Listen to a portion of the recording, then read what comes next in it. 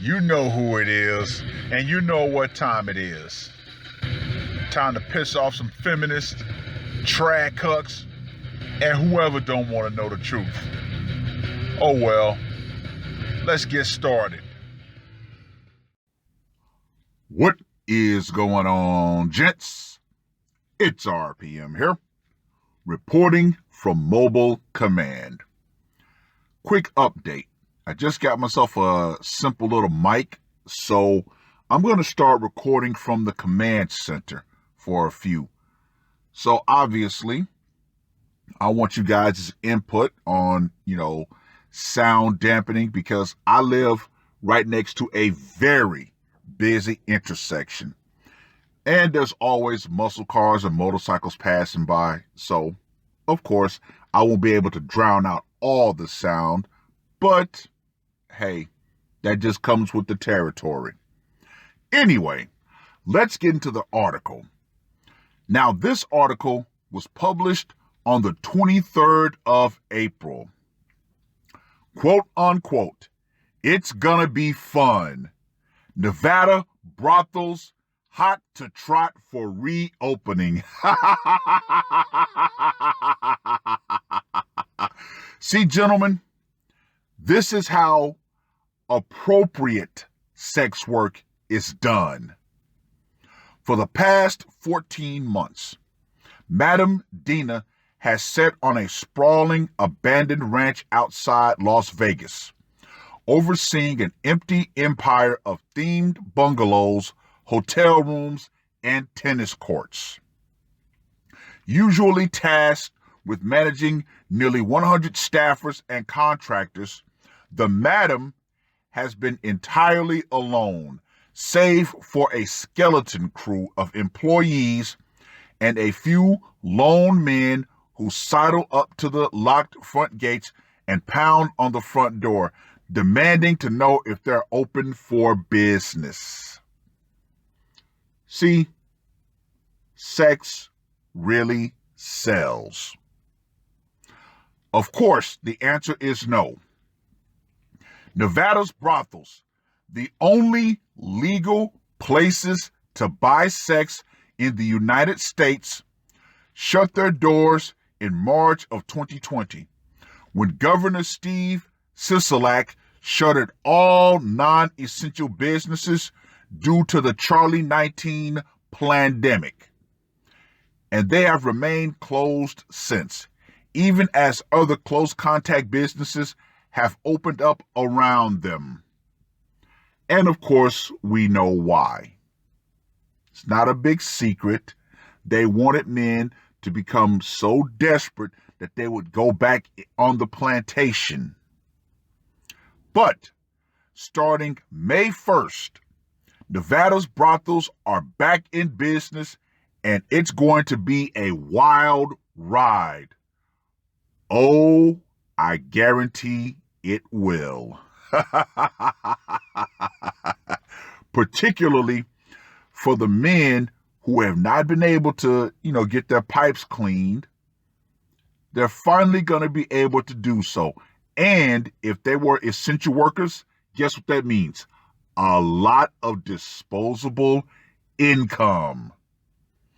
We made the announcement that we are opening on May 1st, and I could not believe it. Madam Dina, the manager of Sherry's Ranch in Pahrump, told the Daily Beast this week, quote, unquote, "The phones started ringing off the hook, emails coming through for reservations. Oh yeah. See, if every other state was smart, they would open up legal brothels too. Why? Because that would create an excess of money. But we all know they're still trying to hold on to that dying, how can I put this, model of the traditional relationship that only men are shackled into. Because as we all know, women nowadays, they want the relationship, but not the responsibility and duties that come with said relationship. And yes, Ladies, if you are not married, you are single. Gentlemen, she's not yours. It's just your turn, even in marriage. I was like, whoa. It's almost like everybody was holding their breath. Yeah, of course. Why? Because incentives drive behavior. If a man knows that he's going to get exactly what he wants, of course, he's willing to move heaven and earth to get said thing. Oh yeah, we're booked out, added Jennifer Barnes, a madam at the Mustang Ranch in Story County, about the month of May. Everybody's been locked up. It's gonna be fun. Oh yeah. Oh yeah. Let the prisoners out and see what's going to happen.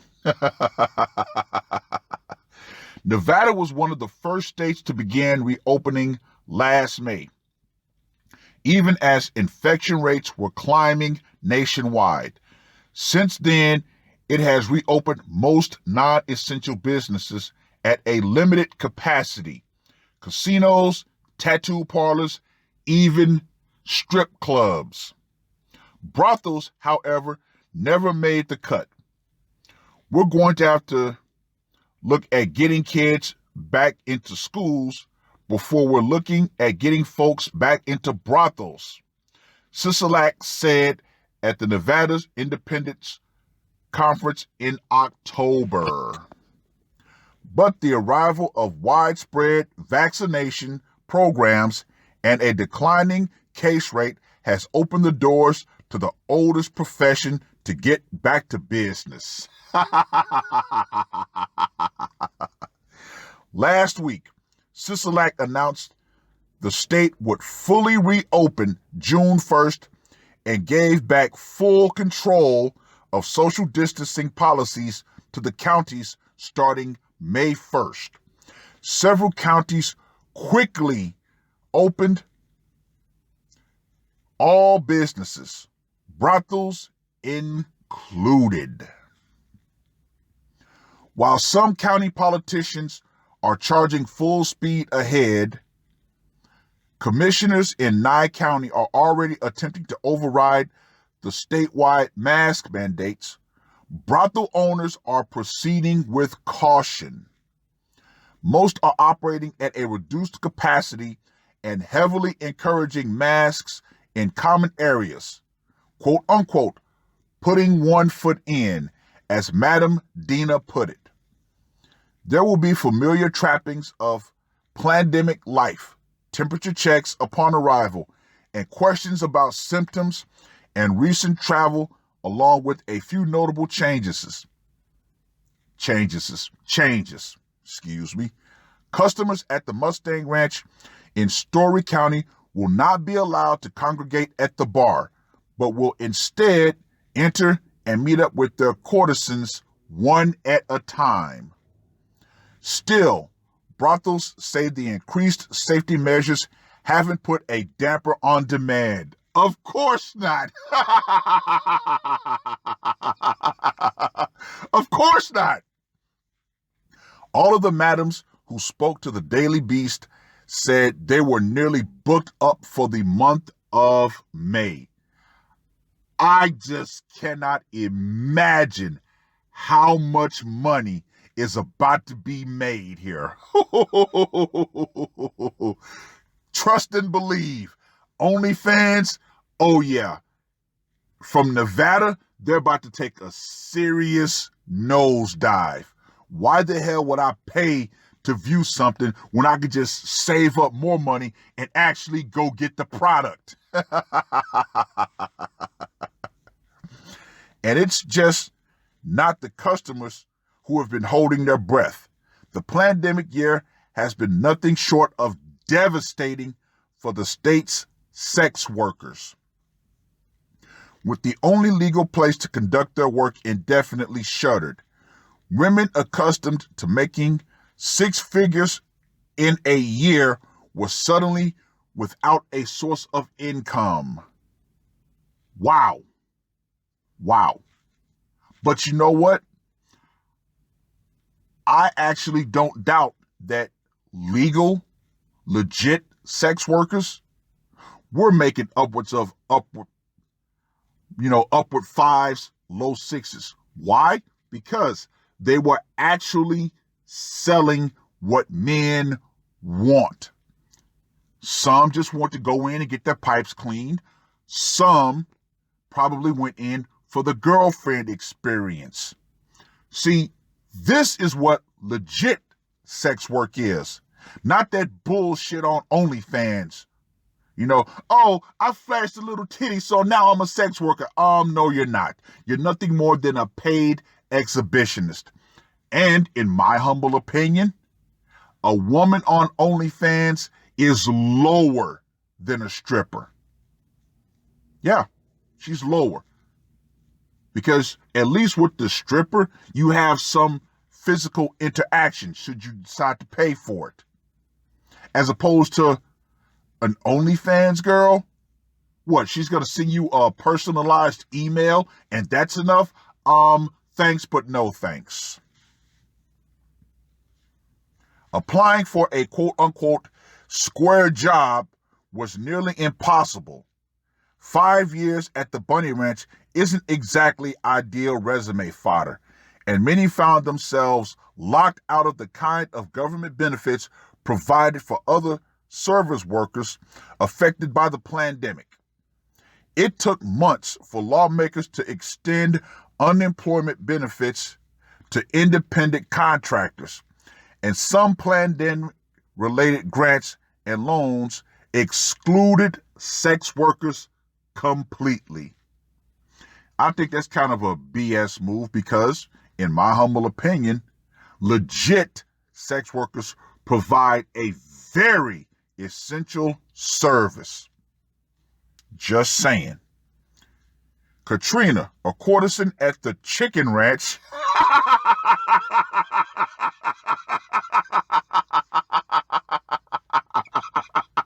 Man, that's one hell of a name.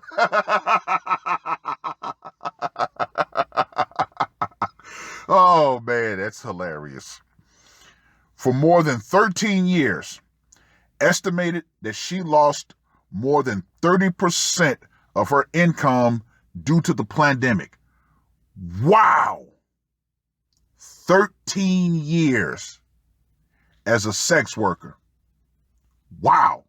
She must have been good at her craft. But let's keep going. It seems like anywhere I tried to go for help, I was not getting it, she said.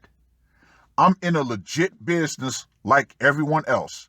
I pay my taxes. Whoa!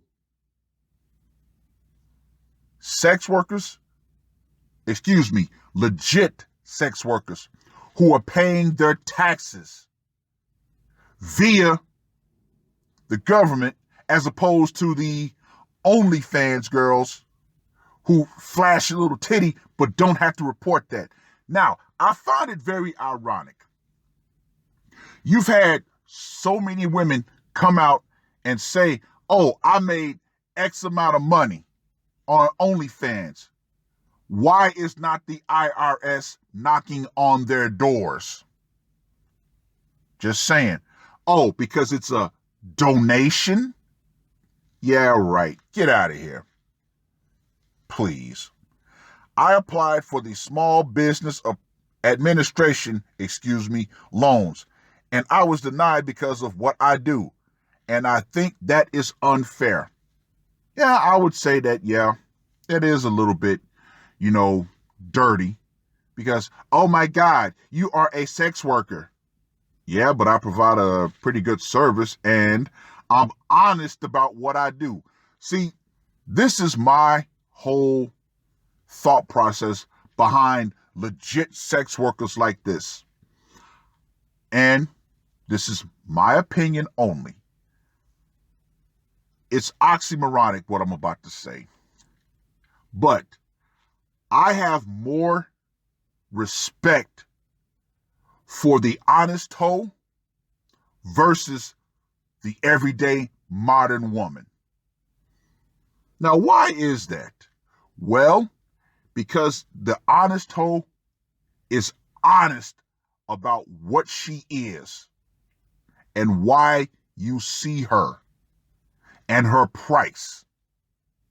See, the free woman, I think it was DDJ a long time ago who said this. Every woman is a hoe if you catch her on the right day. Every woman sets a price. At least the honest hoe is upfront with her price. And to me, she's worthy of her hire.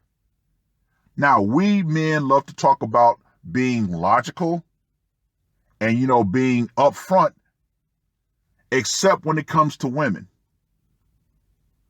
Now, I have zero problems with any woman, adult woman of legal age, saying, yes, here's my price. If you want to tap this, give me some, money, and we'll leave it at that.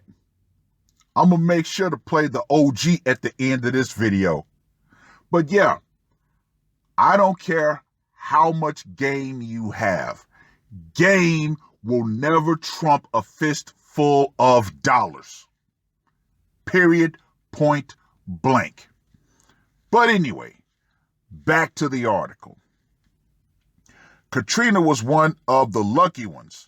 She earned her master's in computer science during the pandemic and was able to supplement her income by designing websites for her friends. But others were not as fortunate.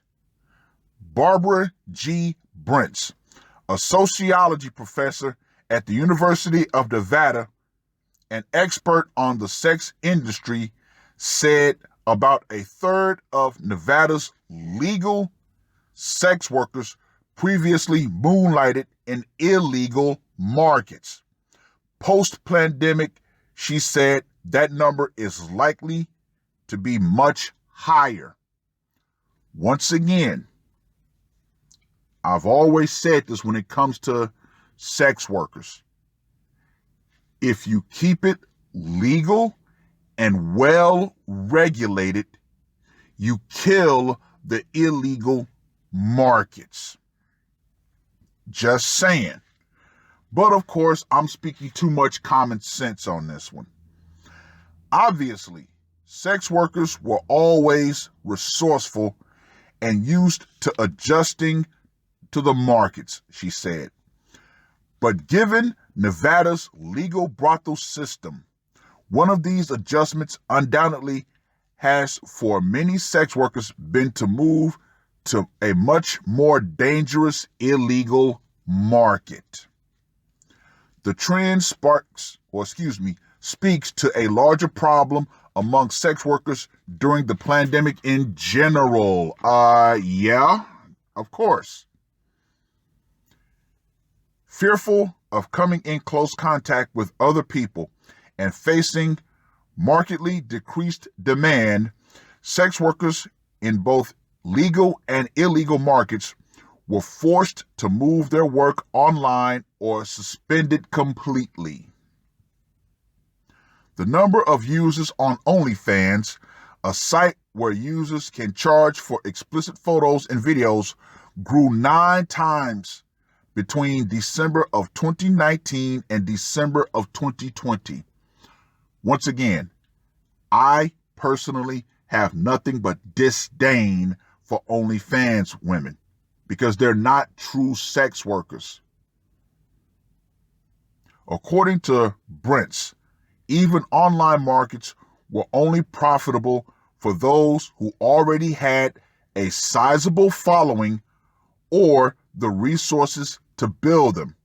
For the most part, marginalized, the impact has been devastating, she said. Yeah, a la the few women who got on there and thought they were going to hit it big, but only made like $500. Yeah, not every woman who gets onto OnlyFans is going to make it. However, you still have the media pushing that narrative. Oh, get on OnlyFans. You're going to make upwards of 6 figures, and keep pushing out certain stories of certain women who actually do hit it big. Wow. Can you honestly say that the vast majority of women are not outright stupid for not seeing this? And we all know, a la Kevin Samuels, his recent interaction with a couple of OnlyFans girls, that is a very limited market. Women, because you get older every single day, and there's always a new crop of hot, young, tight things out there. So, hey, it is what it is. The wall is undefeated. The pandemic's effect on sex workers has driven calls for decriminalization, or the removal of criminal penalties for sex workers and their clients. See, unlike Manhattan, Baltimore, places like that, they only want to decriminalize it for the woman. But, out here, you don't have to worry about pimps and all that stuff. You don't. It has also shone a light on some of the flaws in Nevada's 50-year-old fully legalized system. Alice Little, and I remember when she went through her tribulations with the court system, often described as one of the country's highest paid legal sex workers, sued the governor last November after being locked out of work for almost 8 months. She claimed the order barring brothels from reopening was blatant discrimination against Nevada's legal sex workers and interfered with their freedom of association and right to earn a living. But a Lyon County District Court judge ruled against her, claiming she could not represent the interests of the brothel owners as an independent contractor. Ah, yes, the legal malaise and legal jargon that, some judges will use. Had one brothel owner from Lyon County signed onto my lawsuit, it would have been successful, Little told the Daily Beast this week. But not a single one did. In fact, none even bothered to attend the court hearings, something the judge said indicated that, quote unquote, owners may not desire to operate during the pandemic. Well, of course, but she was right and he was right, so I will call this one right down the middle. Little eventually dropped her lawsuit after incurring a 6-figure bill and raising less than a quarter of her GoFundMe target. I think it's the most upsetting part of this. I paid $100,000 to be told that as a sex worker, I have 0 rights, she said. But a brothel owner would have had the rights? That's not okay. We need to fix the brothel system and center the sex workers and prioritize our rights, our ability to stand up for ourselves. She added, and until that happens, it is a desperately flawed industry. Okay, but you're still making money, so I don't know. No system is perfect, but as long as you're getting paid, you don't have a problem. So I would kind of definitely tilt more to the judge on that one and say, hey, you're independent. If the actual owners came in, that would be a different story. But, that's neither here nor there. There are other smaller difficulties with reopening the sex trade after a year of social distancing. Re-registering business licenses, getting up-to-date STD checks, shaking off the cobwebs on old skills.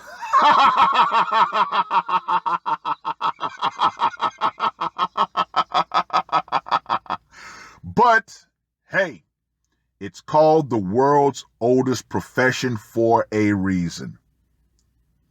You know, it doesn't take a lot of skill to lie on your back. But if you're going to be doing monkey double backflips, yeah, you might want to do some stretches. Oh, every time Coach Greg Adams says that, I want to just bust out to laughing. It's been a year, Madam Dina exclaimed. Do I remember how to process a transaction? I don't know. There have also been unexpected hurdles. Madam Dina said several ladies chose not to return to work rather than submit themselves to vaccination or weekly Charlie 19 tests. Yeah, that is a massive hurdle. But every sex worker who spoke to the Daily Beast said they were thrilled about getting back to work. Several were already back in Nevada in advance of the reopening and dusting off their social media feeds and booking appointments with customers they hadn't seen in over a year. The reason for their excitement ranged from a desire to reunite with customers and coworkers to a yearning and, in some cases, a deep felt need for the extra income. Asked what she missed most about her job during the pandemic, Mustang Ranch courtesan Nola Blue simply said, "The money." You see, gentlemen, an honest hoe is worthy of her hire. She just outright said exactly what a lot of those women are thinking. The money. End of. You see, gentlemen, cash is king when it comes to the realm of sex. Even Little says she is excited to get back to work. She has switched from her brothel in Lyon County to the Chicken Ranch in Pahrump, where she says management has been more supportive. And she is excited to get back to her customers, who she knows have been struggling as well. I keep joking with everyone that it's like I'm going to see folks again and pretty much burst into tears upon being able to hold them and hug them and see them, she said, because this year has been extremely stressful on everyone, to say the least. Gentlemen, you just can't beat this. You can't. See, this is why I will constantly say I'm all for pay to play in the legal, regulated sense. And if they're going to decriminalize it, then both parties should be decriminalized. The worker and the John. But as we all know, in the last article that I covered about Manhattan, they only want to decriminalize it for the woman. And that right there is going to set a lot of men up to be put in jail. Oh, you went to see a sex worker. We're going to publicly shame you. We're going to ridicule you. We're going to say that you're part of human trafficking, blah, blah, blah. We're going to use every moral authoritarian argument we can to socially destroy you. Because you didn't want to go back to the plantation, which is the correct way. No. Sometimes you just want a steak. Sometimes you just want a hamburger. Hey, it is what it is.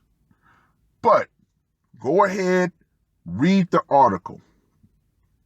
Let me know what you guys think. I think that Nevada is doing it the right way. It's not a perfect system. Of course, no system is perfect. However, the way that they're taking about the whole brothel industry, yeah, every state should go this route. We already know that marriage and dating is pretty much dead. The birth rate is pretty much dead.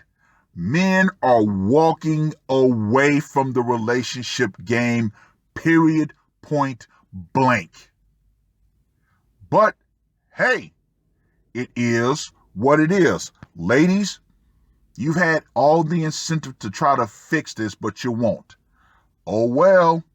And of course, I have to throw this one in. Hopefully, there'll be some guy in Nevada that opens up a waifu ranch. Did you think I wasn't going to throw that in? Of course I was. But like the OG that I'm going to put at the end of this says, when it all comes down to it, women want money. They want the money. Now, if you are lucky enough to find, a young hot piece of tail of legal age that's willing to do pay to play, proceed with caution. But before I get out of here, I'm just going to say this. Every option should be available for a man to meet his sexual desire. However, it's up to that man to do the research into said option and decide whether or not he wants to take said option. And with that being said, ladies, the power will eventually go out. Feminism and your fake social sexual liberation will go out right along with it. However, the women in the oldest profession, they'll still be able to get by because at least they're going to be honest about who and what they are. And as a logical man, you cannot help but to respect that. That's all I got to say for this one. RPM, I am out. I told her she was smiling. She wasting her time. She was baby. like, listen, Arnetta would be dead as hell 10 minutes after I put my hand on Arnetta. why? She too old. She can't cut the mustard. Mother, please. I done told you. Come on now. Look, baby, I stay in good shape. I eat good. I sleep good. I get plenty of rest. Take all my vitamins. So what's the average age of the woman that you date? At least 27, 28, 30 years old. Okay, I don't believe that. Well, what the young woman want with an old man? money. But what about the ones that got money? Want more money. No. I ain't never had no problem, baby. Let me tell you something. I go with damn near anybody I really want to, because I approach them respectfully, and I always reproach them. Oh, Lord. Here you go. Yeah, Here comes the bankroll. Here you come. This is what make it all happen right there. That's what make it happen. That's what make it happen. If a man want to know how to meet a nice woman, how you meet her? With this. First damn word come out your mouth, I got money. But those not respectable women. I don't want no respect. I want some ass. Damn the respect. I want you to break down like a 12-gauge double barrel shotgun and show me what you're working with. But don't you want commitment? What? To who? You don't want to be committed. I'm committed to getting her to that bedroom and giving her what she needs and let her go. Oh, no, baby, no. That's because you don't want to listen to her because she's young and she ain't got nothing in her head. So you need an older woman your age. Y'all can talk about what I'm politics. looking for, You can talk about what I'm looking for is the not in 70s, her the head. 80s. You can talk about growing up. What I'm looking for ain't in her head. Trust me.